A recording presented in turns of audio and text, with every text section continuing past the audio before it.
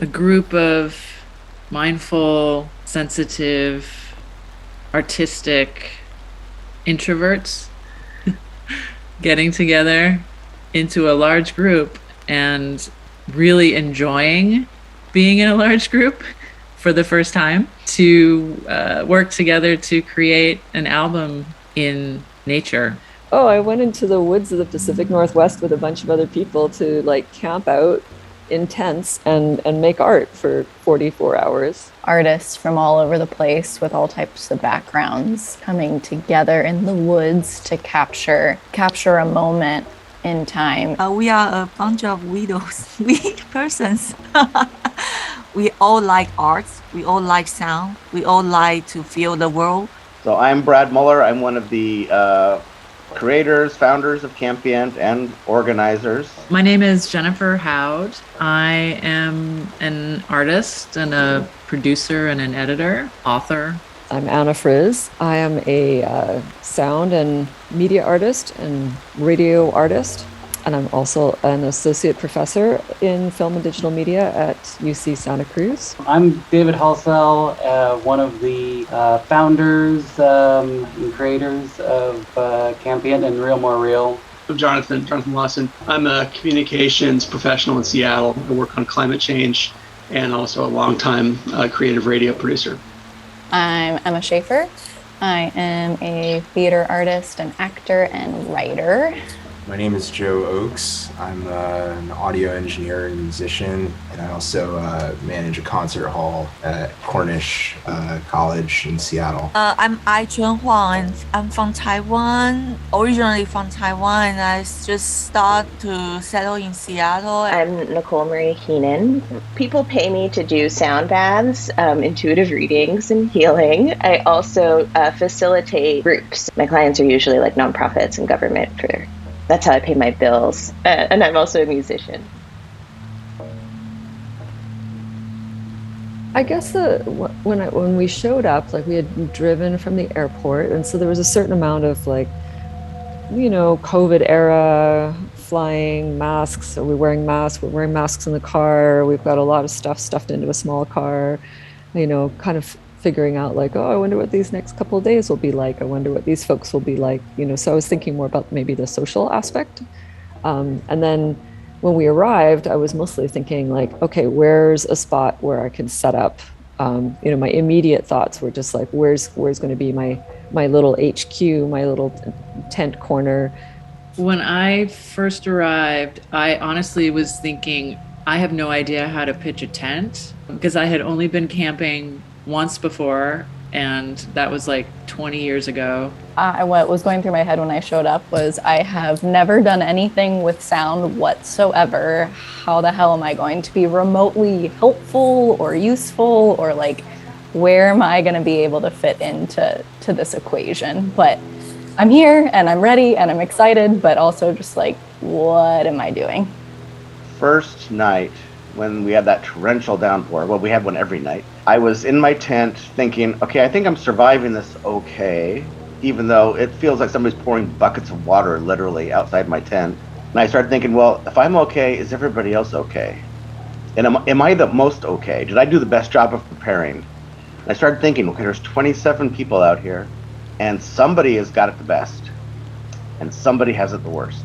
I had gone up to go to the bathroom before falling asleep, and I came back to my tent and it was already flooding. I actually really welcomed the rain. I enjoyed it. I loved the sounds that it provided for us. And I just thought it was an interesting way to kind of bring the community even closer together, because it was this shared experience beyond camping itself, of this like weather event that was clearly not just a passing rainstorm. Like it was just torrential the entire time, and it was something that we all were experiencing together and kind of working through. So I thought it was actually really cool. I would agree, like waking up and like everyone's coming out, and I just feel like we like survived something together, and like having the big mugs of coffee and like the really good food to be like, how was your like survival experience for the night? I think right out the gate, the rain for me established that the universe is in control and we're just along for the ride, which really became a theme for the whole thing. And it was Nice for me because I feel like it created an opportunity to bond with people in a low-key survival sort of setting, because we said we were camping, but it required to actually think about safety and camping things in a way that not every neighborhood park requires. I thought that really opened the door to be able to even help the people around us that maybe needed the thing for their setup or whatever. And I was one of those people that was a thankful recipient of help setting up. And I'm also an insomniac, so I had a lot of time to think in the night, and I started thinking about the fragility of life and how we were really vulnerable in our tents, and how I was hearing pickup trucks, which I used to not be afraid of. And after the last couple of years, they mean something different. So really just thinking about the power of community in light of human fragility, that was all sort of opened up for me by the downpour in all of the senses of the word. It's interesting to hear everyone say how a little bit of adversity really kind of brought the community together and added so much to the experience, which was kind of what I was thinking too. And that's, one of the things, like how everybody dealt with it in such a good way and with such good cheer, and like stuck to what they're doing, and no one bailed. I've spent a lot of time in the outdoors, but I have a whole new appreciation for the tympanic qualities of those tarps. And that specific frequency was like, I can't sleep with that. By the end of the weekend, I'm like, God, I really hope that future years of this program get to take place in a giant rainstorm as well, because it was really quite great, actually. So I knew coming up that it was going to rain a lot. And I also know that means that if you're in the forest, it's not necessarily pouring on you at every second. It also means that probably there's some clear patches, and you want to be alert to that so you can like immediately step outside and enjoy just walking about without being completely bundled up. I was also aware that there was going to be the sound of rain pants and rain gear all the time. So that sort of rustling of clothing was going to be a big part of the weekend, even if we were delving into deep listening and a kind of attunement to the place. I thought to myself, like, well, I'm going to be an unwitting feature subject here because of the rustling of my rain gear. I think in general, though, what I really love about the forest in the Pacific Northwest, it's at its best when it's raining. Like, that's when the forest is the most potent, the most vivid, the most alive, and it has this incredible scent, and all of these sounds kind of remind you of the different sorts of canopy of the trees, whether it's broadleaf or needle trees, coniferous trees. You can really hear, based on the creatures, the birds that are out at different moments, kind of how intense the rain is. There's just the sound of rain generally. There's the fact that rain is really absorbed by the ground, and so you don't really hear the rain hitting the ground in the same way. You hear the rain hitting tents and tarps, but not hitting the forest floor, because this is this sort of spongy, absorbent, dense, giving space. So I actually, even though it can be, the main concern I have about weather like that is just if I get cold, but as long as you keep moving around, then I felt like that really wasn't an issue. And it's such a great opportunity to experience the non-human world in that kind of weather. It's really, really lush. And as someone who now lives in California, where there's consistently drought, there's something incredible about spending time in this very lush rainforest. And also just feeling like this forest also needed rain. It was at the end of a pretty dry season in the Northwest as well. So there was something quite glorious about that too. One of the things I appreciated about the weekend was that it was immersive in a bunch of different ways. It was an immersion in camping and being wet in the woods. It was an immersion in listening with our whole bodies all the time, listening creatively. And it was an immersion in just finding ourselves in this open-ended collaboration. When you're improvising with a group of people, which we all were doing all weekend, then you are face-to-face with everyone's foibles, everyone's different personalities, everyone's different creative styles, and it all this kind of comes together.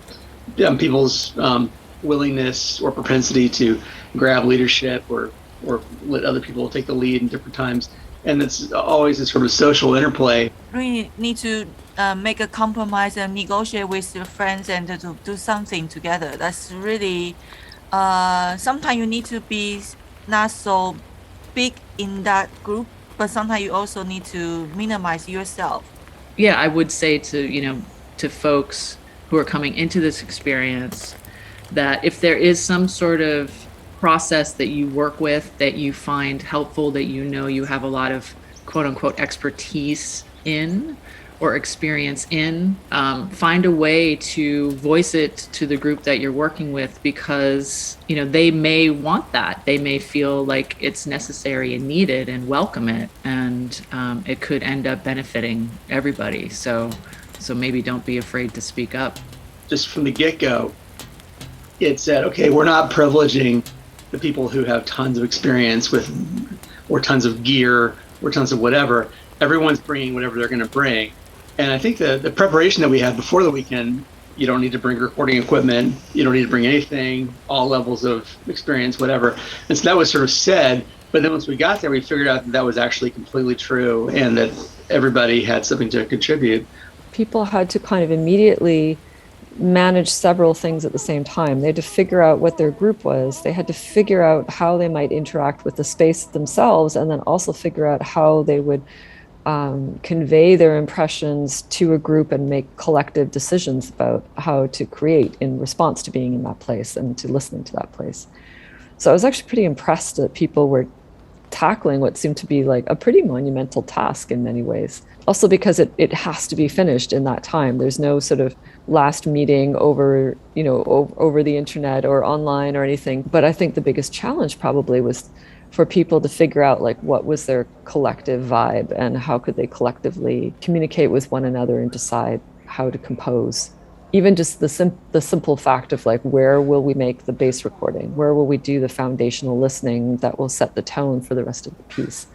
I feel like that decision was tricky for people to make in a short period of time. The urgency of time is exciting because you're like, well, we got to get it done and we're going to put something together and it's all gonna work. But there is definitely a time pressure. On a micro level, I was definitely thinking about the time just insofar as, oh God, don't make a noise in this 22 minutes and screw up the recording for everyone. So just thinking about my own sound in short amounts of time and long amounts of time. The time frame, the shortness of it was always like a sort of like framing fact, we're going to be racing through and whatever we ended up with at the end of that time period would be our product. But what struck me more about the process was that we all sat there together and listened to the entire recording over and over again, So it's like these stretches, that was a long time, these 22-minute recording, and we listened to it, 5, 6 times, just sitting there together, quietly listening to this thing. And that felt so luxurious to be able to give that amount of close attention with a group of other people, this group of sound nerds that we had found each other. I mean, as a sound producer and as a radio producer, that work is very solitary for me, as I think it probably is for other people as well. So to sort of have that exploded and have that be a shared experience with people, the stretches of time of just focusing on this relatively long piece of sound that we were tweaking and caring for and tending to in a very close way. It's very nice. The whole weekend really is like a meditation. Just thinking about the definition of meditation is paying attention on purpose without judgment. And that's really what we were doing the entire time. We were paying attention to the sounds, to each other, and practicing not being judgmental. It was really beautiful, really, really beautiful. Someone had said, and correct me if this quote is wrong, the universe always knows when you're going to die, was caught on our recording at the same time that I was having what would come to be the last conversation I would ever have with my grandfather, who was dying, which I did not know, but thought that might be the last conversation, and ultimately it was. So thinking about the timing of that, and then in light of Nicole's birthday also, so the timing of birth and death and renewal, and how those cycles are in some ways perfectly orchestrated by the universe. And we find ourselves in these moments of deep reflection where we sort of tune into that.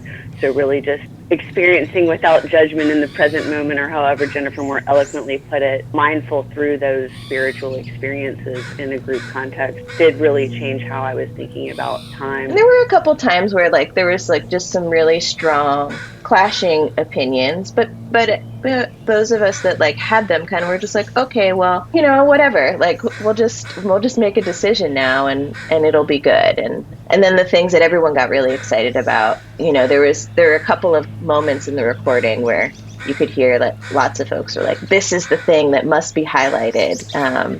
And I hope you can hear that in the recording. I just thought it was really fun to collaborate with other people, as long as like you don't approach it like, this is my album. If you come into it like that, then you're gonna probably have a terrible time.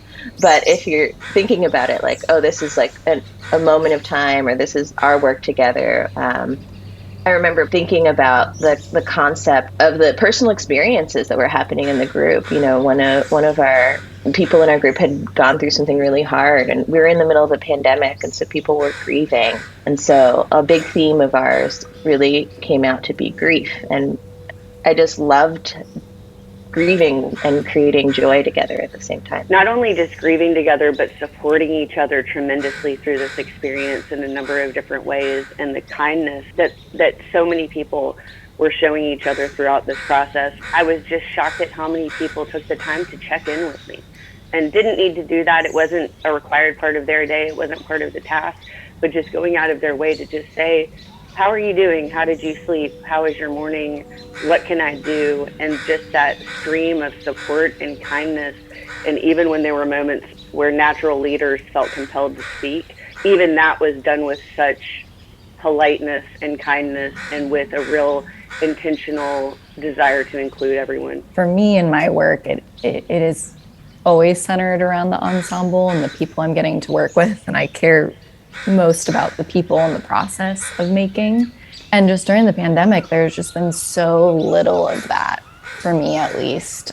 So just to get to share space with people and like just like this full body listening with other people, like the walk we did with Anna, I just found so magical and like a deep breath in a sense, just because it's like, I get to be in the same space with people like listening and just like being one together.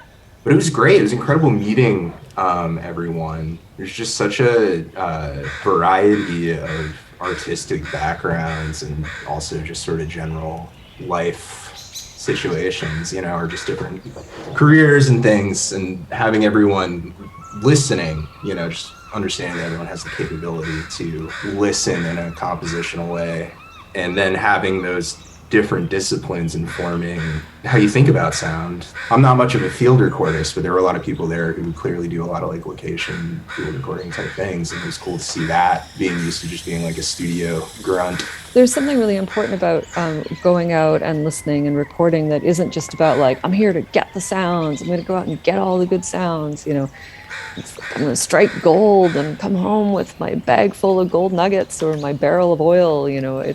It's easy to think that way. It's easy to go out harvesting instead of to go out foraging.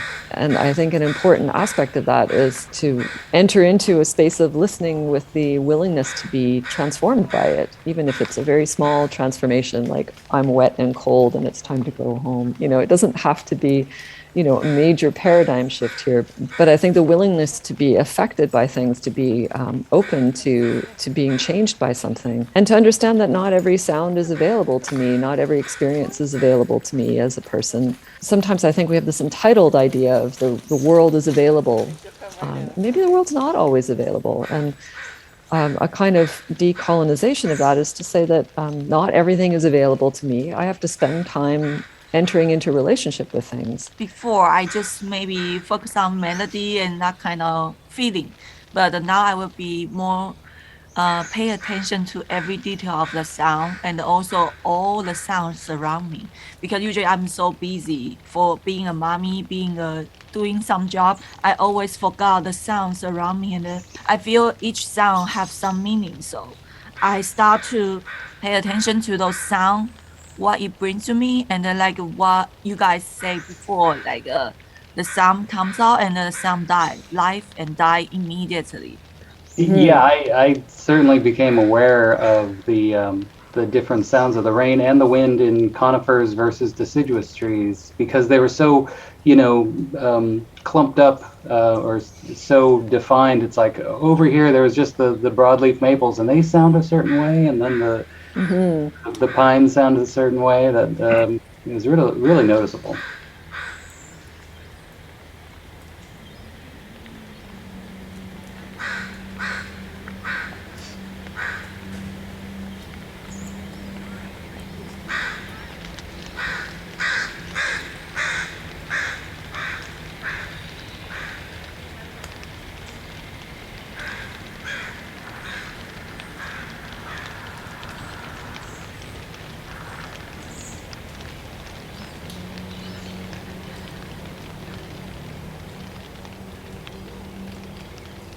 Well, it's this thing that I have from, I guess my sort of my history with radio, which is that in the 90s when I was in community radio and I was following a lot of the kind of pirate radio debates happening in the US at the same time, the thing what everybody was saying was everyone should be a sender. Everyone, we all need to be putting our stuff out there. Like we need to be hearing this diversity, and so not just like the mono crop of mainstream radio stations and mainstream musical styles. Like we need to have much more diversity. So we want to hear your voices. Like my voice needs to be there. Everyone's voices need to be there. And I think now what's kind of imperative is not to say that we don't want people's voices, but to say like everyone's a listener. Like everyone needs to also just pay attention more carefully instead of, everyone kind of yelling, blurting out, reacting to what's going on. I feel like there's a little more like reflective space that would be good to conjure, and having a more reflective approach also to creating things. I remember there was a group of us at one point. We were all holding the little radios that we had. There was one of us in the center of this circle. We were in this field, and he was, moving around with the dial on the radio, and we were all kind of dancing around him, and it felt like this improv choreographed moment that we didn't speak a word, and we were all just moving in this amazing way and listening to each other and responding to each other, and it all kind of ended in this moment. And then afterwards we were all just like, whoa. and I had a very distinct moment where I was just like, wow, these are really my people. Right after I got back, I was like, oh, these are like my kind of people. I didn't even know that I was this kind of person. I am someone who, because I have so many interests, and I am definitely a bit of an outsider in all of those spaces. Like I had never felt like I belonged, and I definitely was like, these are my people, and I'm so grateful to have had the experience of being with them in this way. I think about that moment a lot. It comes up a lot for me, and there's a sense memory that's associated with it as well that is just so blissful. And I really can't imagine not touching back into it continuously. I mean, I think on the one hand, what works about Campient is that it's actually a really simple proposition. It's like, hey, come out and make a record this weekend. But you have to do it with a bunch of people that maybe you've never met before, in the public campground. So we'll encounter whoever's there and whatever is there. And on the one hand, it's going to have like a fairly structured mode. And on the other hand, we're going to be walking around listening to, looking at bats in the night. And I think the most vivid thing for me, just in terms of that space, was when the tide would go out in the morning and would reveal the spit where the oyster beds were and the so-called pissing clams were. Being able to just spend about an hour and a half, or both days, each day, a couple of hours, investigating all of these little bivalves, like poking up these little vulnerable, fleshy little appendages above the sound to kind of spit out the extra water they were taking in as they were filter feeding. It was just this kind of amazing scene, and I was absolutely riveted by it. I'm actually relatively new to practicing with sound in a dedicated way. And attending Campient really jump started and kind of lit a fire within me to do more sound art and to do it with other people and to seek out other residency experiences. I kind of happened onto finding out about this project and from a Facebook group that I was in, and it's just been this like kind of breadcrumb experience of like, ooh, the next thing, ooh, the next thing. And Camping was such a huge marker, almost a milestone to some degree for me in my sound career. Like I don't think I thought that I had a sound career before I attended this. And now I'm like, oh, I can see what that looks like. I can see how I can evolve and grow into this space. Yeah, it was incredibly formative for me. It was just a really lovely experience. And one thing I also appreciate is just being outdoors for the full 48 hours. Because when you're sleeping in a tent, you're still outdoors. So that was really refreshing. That also really stood out to me. It's like, oh, I'm not sleeping in rooms, not going into rooms. It's just really nice to be consistently outdoors. Thanks for tuning in to the Campient Volume 2 Retrospective. Campient Volume 2 comes out on May 6th. You can stream it wherever you listen to music, but we'd specifically love if you checked it out on Bandcamp, and if you're feeling it, buying a record. You can learn more about Campient at realmorereal.org/Campient.